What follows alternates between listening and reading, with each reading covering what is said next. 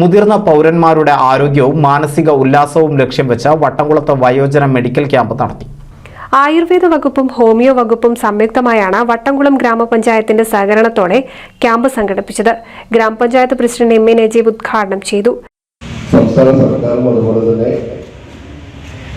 ആയുഷും വട്ടംകുളം ഗ്രാമപഞ്ചായത്തും ചേർന്ന് നമ്മുടെ നാട്ടിലെ വയസ്സായ ആളുകൾ, യഥാർത്ഥത്തിൽ നമുക്ക് എല്ലാവർക്കും അറിയാം, നമ്മുടെ വീടുകളിലുള്ള 50 വയസ്സും 60 വയസ്സും കഴിഞ്ഞ ആളുകളൊക്കെ ഇത്തരത്തിലുള്ള ക്യാമ്പും അതിൻ്റെ ഒരു അറിവും അതുപോലെ തന്നെ ഡോക്ടർമാരൊക്കെ കൺസൾട്ട് ചെയ്ത് നമ്മുടെ ശാരീരിക വിഷമങ്ങൾ അവരോട് പറഞ്ഞു. യഥാർത്ഥത്തിൽ നമ്മളൊന്നും ഒരു ചെറിയ ചെറിയ വിഷമങ്ങൾ പറയാനായിട്ട് ഡോക്ടറെ അടുത്തോ അല്ലെങ്കിൽ ഹോസ്പിറ്റലിൽ പോകാറുണ്ട്.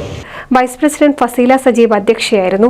മുൻ പ്രസിഡന്റ് കഴുങ്ങിൽ മജീദ്, വികസന സ്ഥിരം സമിതി ചെയർമാൻ ഹസൈനാർ നെല്ലിശ്ശേരി, പഞ്ചായത്ത് അംഗങ്ങളായ Sreeja Parakkal, Hajara Muthumuttath, ES Sukumaran, Ayurveda medical officer doctor K Shubha, homeo medical officer doctor TN Vidya, doctor Riya Muhammad, doctor M Manjusha തുടങ്ങിയവർ സംസാരിച്ചു. Ayurveda chief physician doctor Shimin Ramachandran class എടുത്തു. NCV news Edappal.